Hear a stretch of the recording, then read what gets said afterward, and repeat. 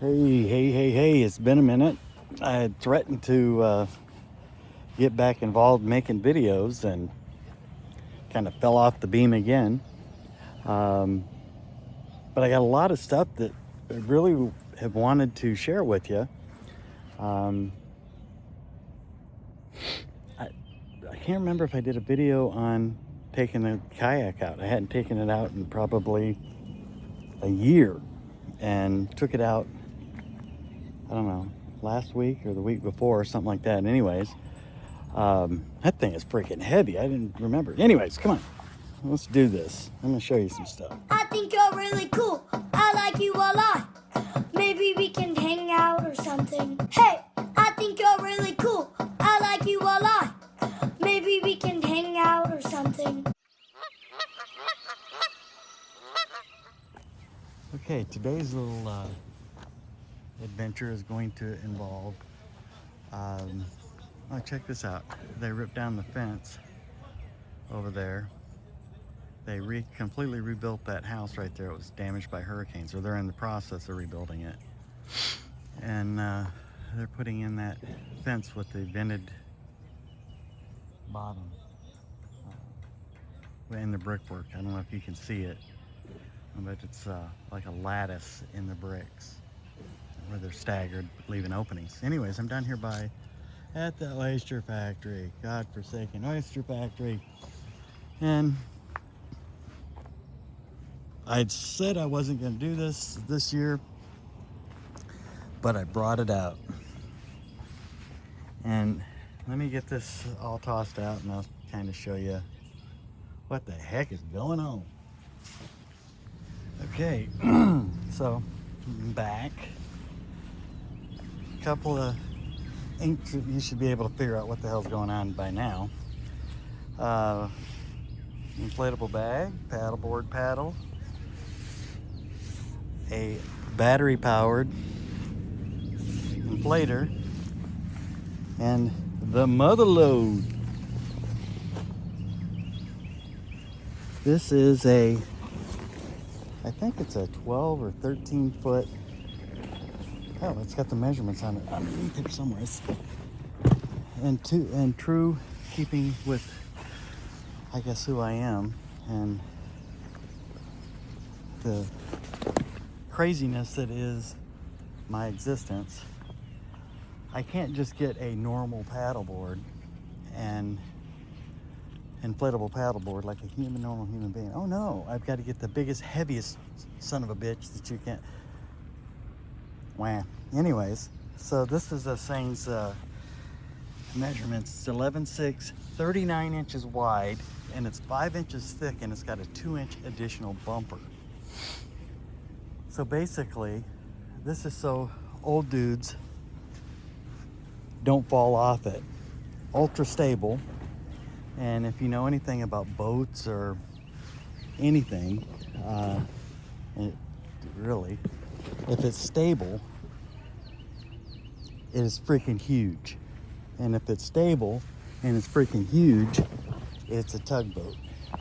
So yes, this is a very, I'm actually unrolling it, sorry. This is a very stable platform, but it also weighs a freaking ton. So, God love me.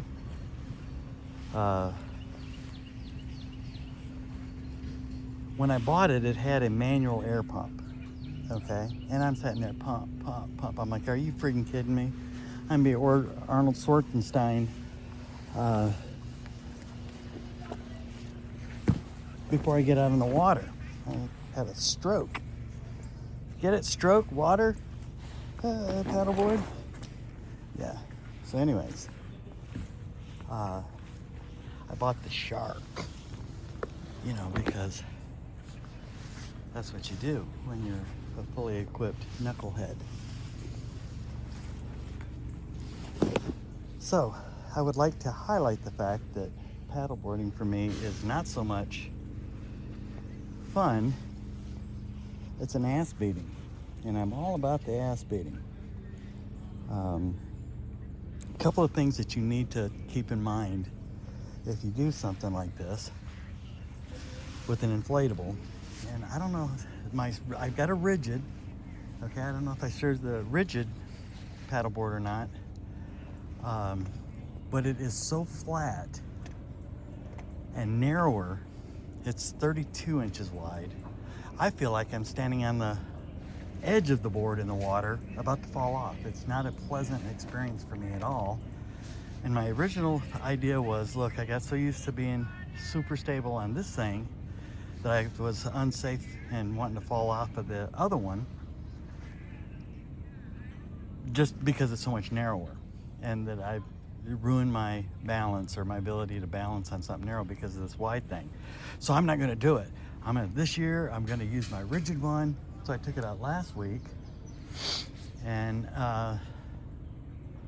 it wasn't pleasant. This is about the workout, the ass beating aspect of it, and coming in completely drenched. If you want a workout, go paddleboarding, but get on a paddleboard that you can stand up on without feeling like you're constantly going to fall off. And my biggest problem with falling off right now is the water temperature is like 62 degrees and it's like 60. And that's no fun. That's no fun for anybody. So let me get this thing going. A couple of things that you need to consider. If you get a shark, it comes with a whole bunch of different tips if you get that particular model right there. And because every one of these paddle boards are a different one, and if you notice on each one of these valves there's a different pressure setting. Okay, this one, and this one are 12 psi. The big one back there in the center is 16 psi, 15 to 16. So you have to have a pump that'll pump that high. The biggest problem is that those little weaselly hoses that they give you and the fittings are plastic onto plastic, and it heats up, it generates heat, and it becomes almost impossible to get the damn thing apart because it's got a vacuum, so it's got a suction side that it's tied into, and then on the other side there is the vacuum so you can suck the thing flat. Okay, when you come back, it's almost impossible to get that hose off of that fitting. So I would recommend that you go out and get yourself a little bitty Workforce or Work Pro slip grip. These are like 14 bucks, and just keep them in the car for this, so that you can get that damn hose off and on. I had to actually go down to the oyster factory and borrow a pair of pliers the first time. The other thing to keep in mind is this particular model, the fin has that little screw thing down there. Okay, it slides in a track. It's like a track bolt with a flat head.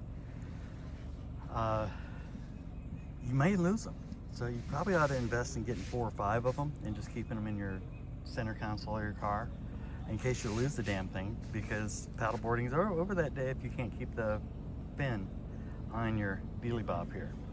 So let me pause you here and I'll start this sucker up and let you see the hot. Okay, I know that's probably annoying as hell.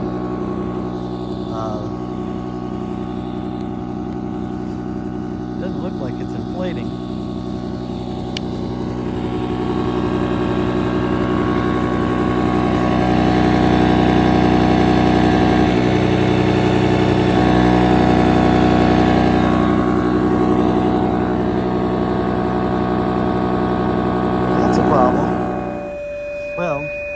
This thing was supposed to be doing something totally different. It looks like the old shark is, after about 10 uses, is shitting the bed on me. It's supposed to be able to just take off from scratch and start inflating this bad boy, which it is, but it's got a hell of a way to go because it's got to have 16 psi, and I know that's annoying as hell. Annoying as hell to me. Used to, I would just start the damn thing up and put it on 16 psi. I got to change that. Hold on. Okay, I'm trying to be a little bit further away from it. Last year, I would just plug the hose into the each receptacle, set it for the PSI setting on the pump there, and it would just hold the power button down until it was in full send, which it's at right now, you know, high speed, whatever, extra noisy. Oh, look, they're having a wedding or something over here. Great.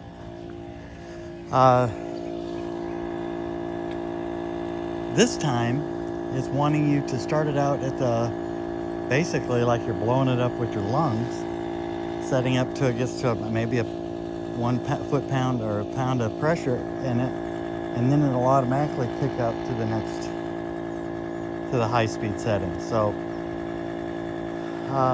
always something interesting when it comes to water,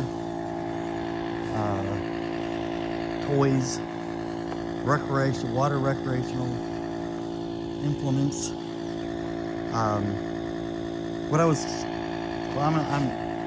I'll come back. This is annoying the shit out of me. Okay, I've got the Fook Thrice. That's its name. No, Fook Deuce. Because the kayak is the Fook Fookmei.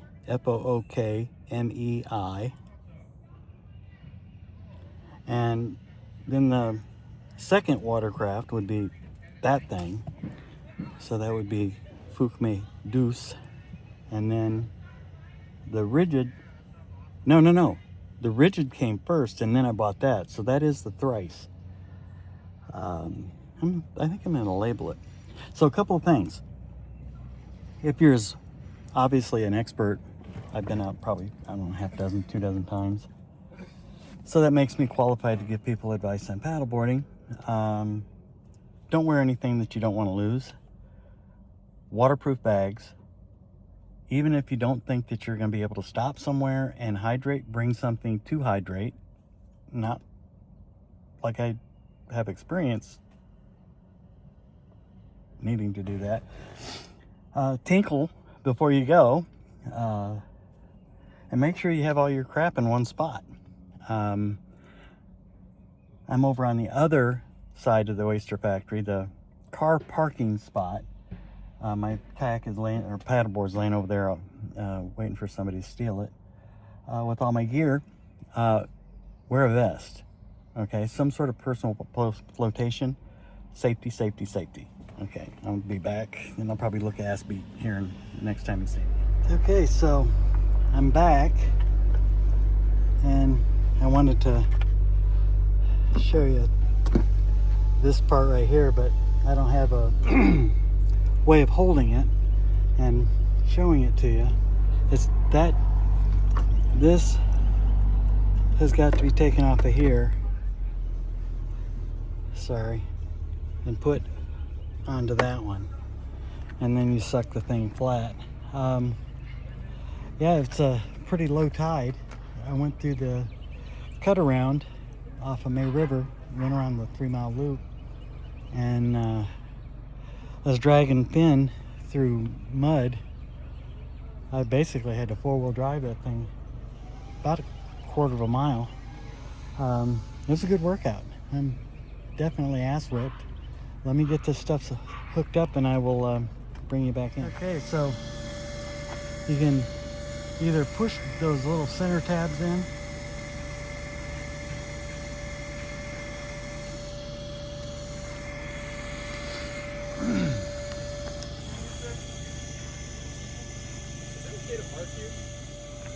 so you can either just try to manually deflate it by shoving that center pin down, which is yellow on that one and that one, but it's not going to deflate. Then you'd have to start rolling it. There's too many compartments to do it that way. To effectively, you'd be driving yourself crazy. So using the reverse action on this pump, it'll suck it flat. And the biggest thing is you don't want to touch that valve after you got it flat, because there's a negative air pressure in there, and as soon as you push the yellow or the gray centered things, it will start sucking air back in there, and it'll keep it from collapsing as far as it needs to roll up to fit back in the backpack. So definitely a little quieter operation sucking the thing flat. Look at, you see how flat it is.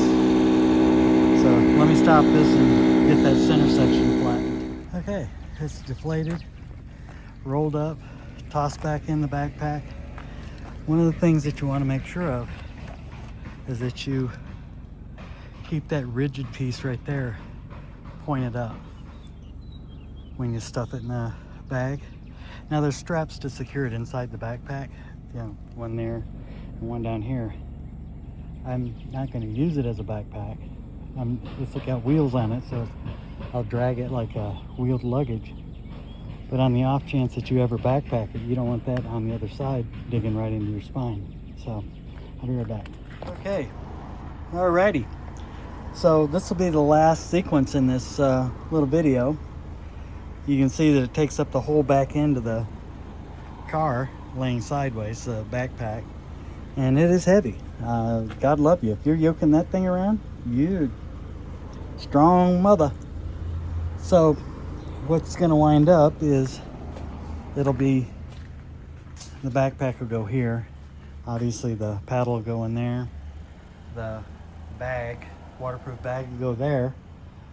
And I'm going to move the pump up here. It was back there on the box, but I may put it up here or something like that so I don't have to crawl through all that stuff or move the kayak to get to it. But I like this layout a lot better. Stuff is better stacked in here, more accessible. Easier to get the kayak in and out, especially with this little dolly. So there's a for kids, I forget what the doctors are called, for pediatric nurse, and I think her husband is a surgeon. I live over in Hilton Head, and she hooked me up, and they've got like 5 kids, 5 little boys, and another one on the way. Not that I'm trying to broadcast their information, but she was just flipping awesome. I can't remember her name, and I wouldn't put it on here anyways, but on the off chance that you ever see this, that was a great conversation, and your kids, they're just great little kids, raising them like I grew up. And you know, you and your husband, wow. A lot of props to you guys. So anyways, I'm gonna throw this in there, roll it up. The upside of doing this way, instead of putting it up on top of the roof rack, is I don't leak salt water. With that one right there, it's rigid, it's got to go up on the roof rack. Come out of salt, it's up there, it's dripping salt water all over the car.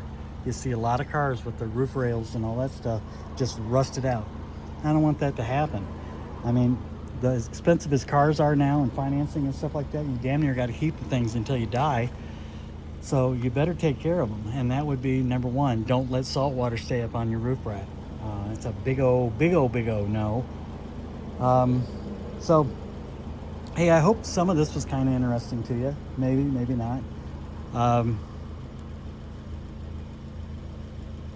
Thanks for coming by.